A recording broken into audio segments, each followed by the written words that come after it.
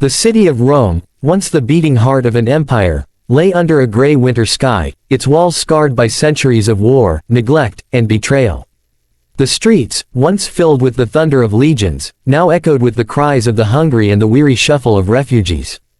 In the year 537 CE, Rome was no longer the seat of imperial glory, but a shadow of its past grandeur, yet for Belisarius, it was still a prize worth defending. And for the Gothic king Vitiges, it was a city worth reclaiming. When the Eastern Roman general Belisarius entered Rome in late 536 CE, the gates had been opened to him without a fight. The Gothic garrison, unprepared for his sudden arrival, had melted away.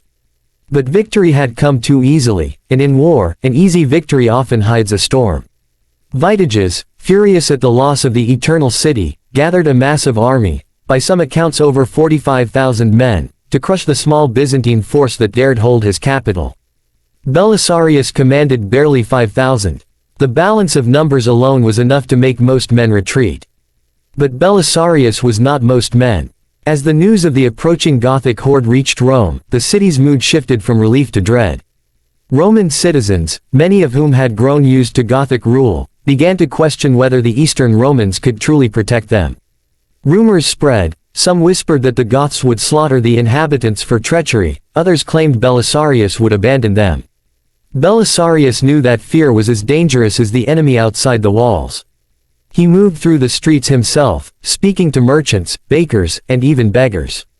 His voice was calm but resolute, reminding them that Rome had stood for centuries, had survived sack after sack, and would survive this siege too. His soldiers watched their general work not just as a commander of armies, but as a guardian of morale. To him, this was not just a military campaign, it was a battle for the spirit of Rome itself. When Vitiges' army finally arrived, their banners blackened the horizon. Siege engines rolled forward like monsters from another age, towering wooden contraptions, rams tipped with iron, catapults that could send stones crashing into the walls. They surrounded the city entirely, cutting off every road. The siege of Rome had begun. Inside, Belisarius moved with relentless energy. He ordered the repair and strengthening of the ancient Aurelian walls, some sections so decayed they were crumbling. He stationed archers and artillery at key points, creating kill zones where any Gothic assault would suffer devastating losses. Every man was put to work, soldiers, townsfolk, even monks. And yet, the challenge was not only physical. Supplies were limited. The city's grain was already low, and winter meant no harvests would replenish it. Belisarius had to make every loaf of bread stretch further than seemed possible. The first major test came when Vitiges ordered simultaneous assaults on multiple gates. The Gothic battering rams pounded at the Porta Salaria, while ladders went up along the northern walls. Arrows darkened the sky. The defenders fought with a desperation that surprised even the Goths. Belisarius was everywhere, riding along the walls, shouting encouragement, directing reinforcements, and even personally aiming the great Roman ballistae to smash Gothic siege towers. His presence turned the tide. That day, the walls of Rome held. But victory in defense often comes at a cost. The next weeks brought not only renewed Gothic attacks but the slow, creeping agony of hunger. Horses were slaughtered for food, weeds and roots became a delicacy. Water remained secure from the aqueducts, until Vitiges ordered them cut. Then, the city had to rely on wells, some of which were fouled by enemy sabotage. Disease began to spread among the weak and malnourished. Inside his headquarters, Belisarius faced a grim choice. He could try to break the siege with a direct attack, risking annihilation of his small army, or he could endure the slow strangulation, hoping reinforcements from Constantinople would arrive in time.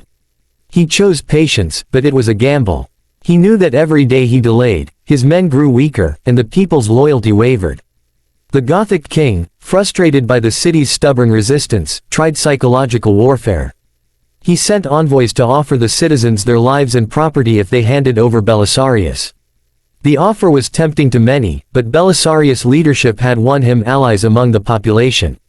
In an extraordinary act of defiance, the people refused the offer, swearing they would rather starve than betray him. Belisarius did not waste their loyalty. At night, he sent out small raiding parties to harass Gothic supply lines. His cavalry struck quickly, burning enemy provisions and capturing food that was smuggled back into Rome. Each successful raid lifted the spirits of the starving defenders. His strategy was not to crush the enemy outright, but to weaken them, make the siege costly enough that Vitiges would have to reconsider.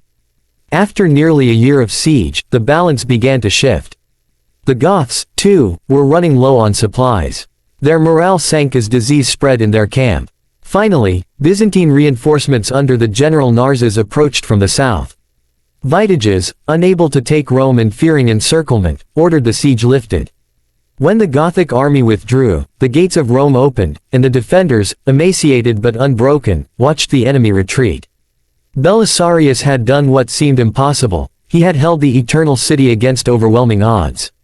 For the citizens of Rome, the memory of that siege was more than just a chapter in history. It was proof that courage, discipline, and unity could overcome even the darkest storms. And for Belisarius, it was another testament to the truth he lived by, that victory belongs not always to the strongest but to those who refuse to yield.